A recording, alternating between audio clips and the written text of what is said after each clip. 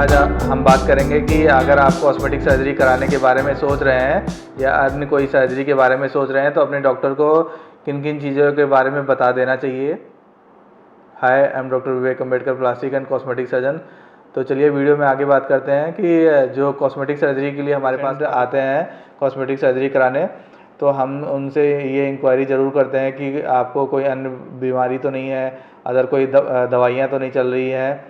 तो बेसिकली आपको जो है अपने डॉक्टर को सारी चीज़ें बतानी है कि आपको कि कोई अन्य बीमारी तो नहीं है। जैसे कि अगर कोई दिल की बीमारी हो, उसके लिए अगर कोई ट्रीटमेंट चल रहा है तो उसके बारे में बताएं। कोई दवाइयाँ दिल की जो चल रही हैं उसके बारे में बताएं। कोई ब्लड पतला करने की दवाई चल रही है या एस्पिरिन चल रही है जैसे कि, तो उसमें क्या होता है कि आप अगर अपने डॉक्टर को बताएंगे तो उससे ज़्यादा आपको बेनिफिट होगा।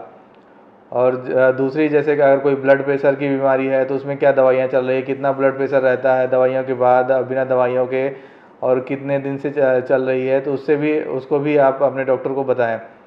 और तीसरा, अगर कोई शुगर की प्रॉब्लम है तो शुगर कितना रहता है, कंट्रोल रहता है कि अनकंट्रोल रहता है, उसके लिए कौन सा टैबलेट चल रही है या इंजेक्टेबल चल रहा है, तो उसके बारे में आप अपने डॉक्टर को जानकारी दें पूरी कि कितने दिन से है और क्या ट्रीटमेंट उसका ले रहे हैं कि नहीं ले रहे हैं। क्योंकि शुगर और ब्लड प्रेशर कोई भी सर्जरी कराने से पहले आपका कंट्रोल होना चाहिए। अगर अनकंट्रोल है तो उसमें आप सर्जरी अवॉइड करें, क्योंकि हम लोग भी यही प्रीफर करते हैं कि आपका जब ये सब चीज़ें तीनों चीज़ों को देखते हैं कि हार्ट की कोई प्रॉब्लम तो नहीं है, ब्लड प्रेशर अगर कंट्रोल है तो तब सर्जरी करते हैं, और शुगर भी अगर कंट्रोल है तो उस कंडीशन में हम सर्जरी प्लान करते हैं। क्योंकि ये कॉस्मेटिक सर्जरी होती है, इसमें कोई इमरजेंसी नहीं होती है, तो इसमें हम सारी चीज़ों को ध्यान रखते हैं। उसके बाद फिर सर्जरी प्लान करते हैं कि कंट्रोल हो सारी आपकी चीज़ें, तब हम आगे बढ़ें।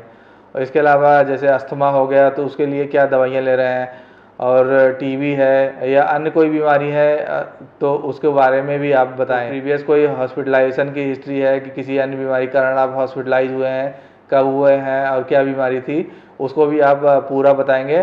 तो ये सब चीज़ें जो होती है आपके बेनिफिट के लिए ही अच्छा रहेगा, और उसके अकॉर्डिंग ही हम ट्रीटमेंट दे पाते हैं। क्योंकि डायरेक्टली इनडायरेक्टली ये सब सारी चीज़ें आपकी कॉस्मेटिक सर्जरी जो कराने आते हैं उनसे रिलेशन रहता है, तो हम उसके अगर हमको पता होगा तो हम उसके अकॉर्डिंग उस चीज़ को मैनेज कर पाएंगे।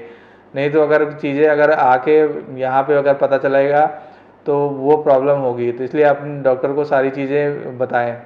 इसके अलावा अगर आप ड्रिंक कर रहे हैं तो कितना ड्रिंक कर रहे हैं, और कोई टोबैको च्यूइंग कर रहे हैं या तंबाकू या गुटखा खा रहे हैं तो उसको भी बताएं। क्योंकि आप छुपाएं ना इन सब चीज़ों को, क्योंकि इनसे दवाइयों का डोज भी बदलता है और ट्रीटमेंट प्लान भी चेंज हो सकता है। तो हमारे पे काफ़ी पेशेंट की क्वेरी थी कि हमें कॉस्मेटिक सर्जरी कराने से पहले किन किन चीज़ों का ध्यान रखना चाहिए, कौन सी बीमारियां कंट्रोल हो, फिर उसके बाद हम कराएं।